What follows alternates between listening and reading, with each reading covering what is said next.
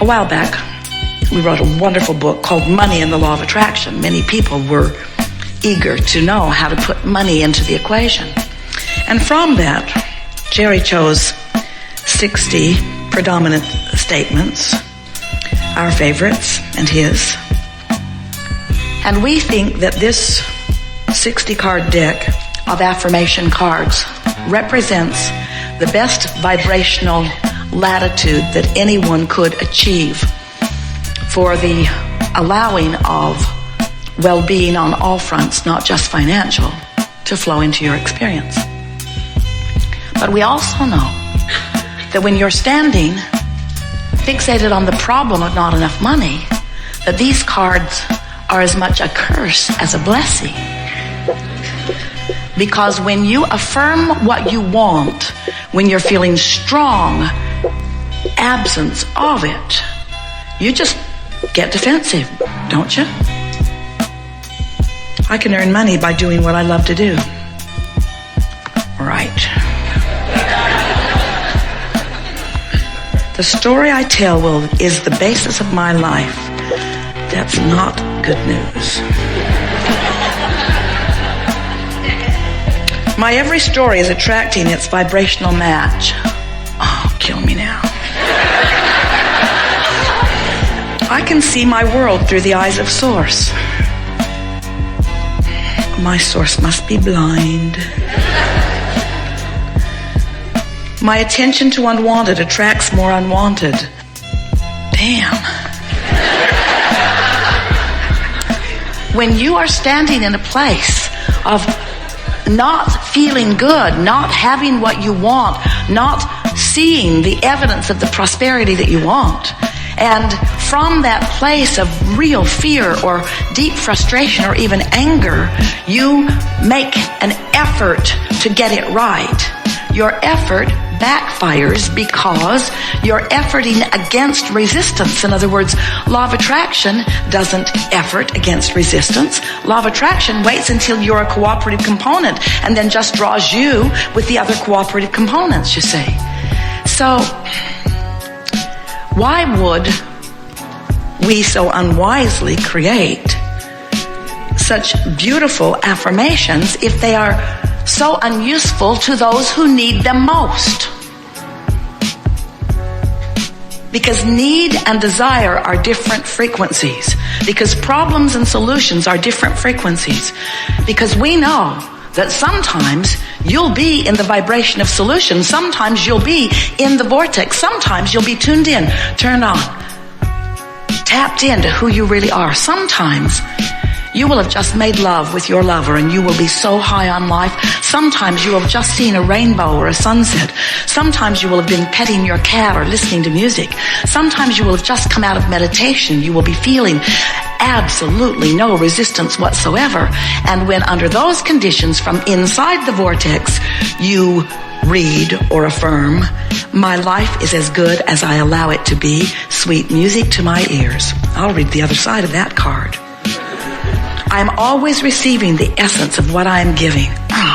So good to be in charge of my life. Welcome to planet Earth. You are here to have and seek joy. I can follow the trail of good feeling thoughts. In my appreciation, I allow myself to receive wonderful things. From inside the vortex, these feel so good. Goosebumps ripple up and down your body. And while you affirm from inside the vortex, you tune your frequency there. You practice the frequency of it. What good is that? It makes you less likely to be out of the vortex. It makes you more solution-oriented, less problem-oriented. It cues you up. It firms you up. It establishes your vibrational position in the universe, and everything in your world then shifts because your point of attraction shifts. You spend a day aware of the vortex and doing your best to get in, and once you know you're in, stay in. Milk it, milk it, milk it, affirm from inside the vortex. You shift your point of attraction so dramatically that every relationship that you have immediately shifts because you're no longer a match to the components of that person you work with or that person you work for or that person you live with or those people that you know. You are no longer the same vibrational match to the people at the diner or to the people in traffic or to the people people with whom you place your orders or with the people with whom you co-create. When you shift your point of attraction, everything shifts. Everything shifts. Everything shifts. And as it shifts from inside the vortex, it shifts for the better. You keep that up a little bit. People watching you will say, "What is your magic?" And you'll say, "I stopped trying so hard. I discovered that effort was counterproductive because the time I felt that I needed to offer the most effort was at the time I was offering the most resistant vibration. And I discovered I could not buck my own current. All I did was wear myself down, break myself down, defeat myself, and make it harder." So what did you decide to do, they ask? If you stop effort, won't the world come to a screeching halt? Then they really come after you. Well, if nobody went to work, then what kind of a world would it be? Happier.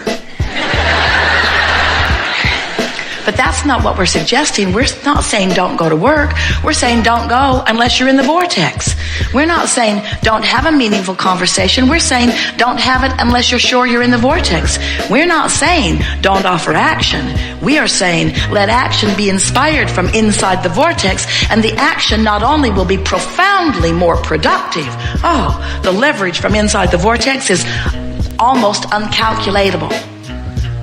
The effort from inside the vortex, the leverage from inside the vortex is huge because you have the energy that creates worlds flowing through you, and the cooperative components are immense. But we're not encouraging you to offer effort from outside the vortex because it backfires. A few years back, we wrote a book with the best title ever given to a book. Ask and it is given. And it was speaking about exactly that. Because when you ask, even with a soft preference, the vibrational part of you, the non-physical part of you, the source energy part of you, the God force part of you, doesn't just answer the request, it becomes the vibrational equivalent of the solution. So if you've got a problem, the solution is there immediately, because you can't have a problem without asking for the solution. You can't have a question without asking for the answer. And in this magnificent universe where you ask, source answers. Where you ask, it is given. That's what's happening. So when we say to you, do you know what you're wanting? And some of you say, well, I don't think I know it in the fullest. I just know that right now this chair is not as comfortable as I would like it to be. Or right now I know that I wish my kids were behaving better back home, where I locked them in a room and said, I'll be back. Be good. But we want you to know that there is this amassed vortex that not only knows what you want, but is what you want.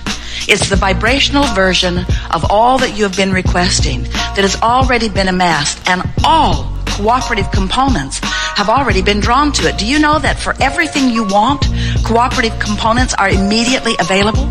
That's why there can and should be immediate manifestation of the things that you want, because when you ask, it is given vibrationally.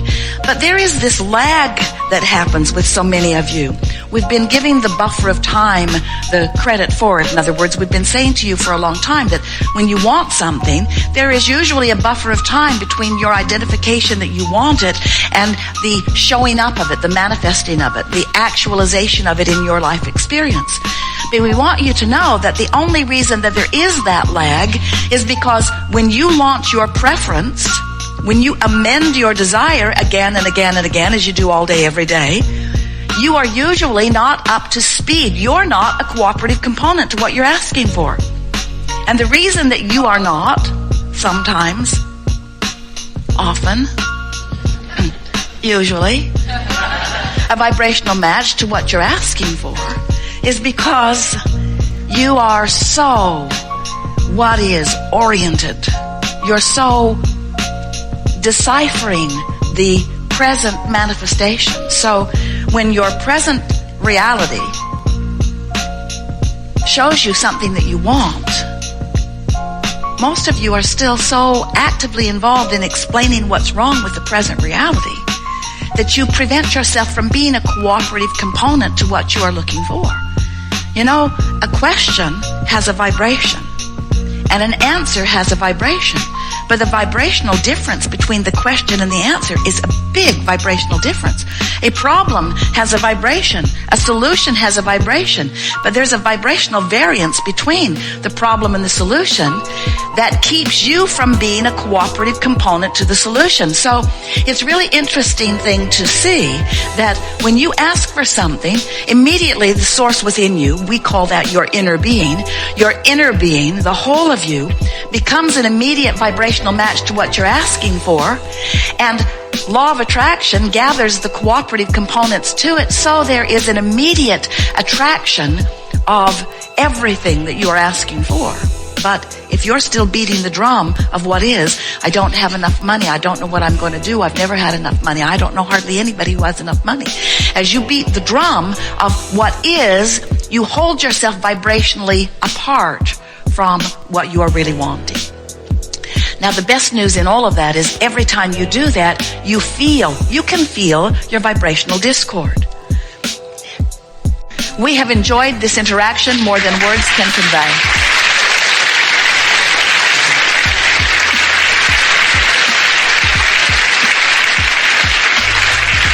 This has been a delicious unfolding and one of our favorites ever, in that there has been so much obvious manifestation on the heels of vibrational work of different people who've been in the audience. Haven't you enjoyed that?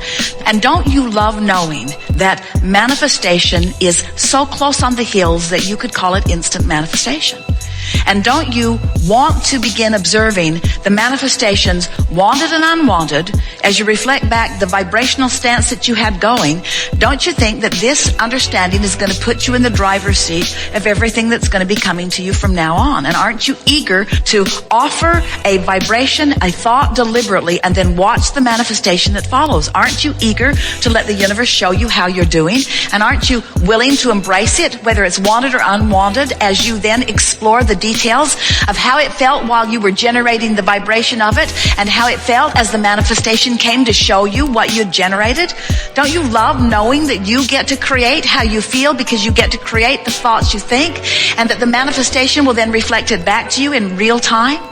Don't you love knowing, haven't you sometimes thought that what manifestations are down the road relationships, or down the road businesses, or down the road success, or down the road empires, or down the road improved bodily conditions? In other words, I want to lose 40 pounds. Well, hopefully that's going to be down the road. Because if you lose it today, it's going to hurt. So, don't you love knowing that so many of these manifestations seem like these big pinnacle points, and that what manifestation also means is the conversation that I'm going to have when I leave this room. It also means the way people are going to treat me in traffic. It also means what I'm rendezvousing with from my memory. It also means the timing I'm going to have when the phone rings, whether the person that I'm picking up the phone and meeting with is the person that I really want to talk to. In other words, matching vibration, manifesting evidence of what I'm doing vibrationally. It is so delicious to interact with deliberate creation. And it is so delicious to interact on a leading edge discussion with those who have decided to be deliberate creators. It is our pleasure to play with you, and it is our absolute promise to you that what's waiting for you in your vortex is so close to be manifested that it's as soon as today that you will see the evidence of the work that you've done here. Lots of evidence. In other words, watch for it and note it. If we were standing in your physical shoes, the words that we would say several times as you're wrapping up this day: I am the creator of my own reality. I am the conjurer of my own mood. I am the keeper of my own attitude. I am the releaser of my own vibrational butterflies. And law of attraction is the master facilitator to match up those frequencies and to deliver to me manifestational evidence for one purpose and one purpose only: to help me in the deliberateness of my creative endeavor. There is great love here for you. And as always, we remain expectantly joyously.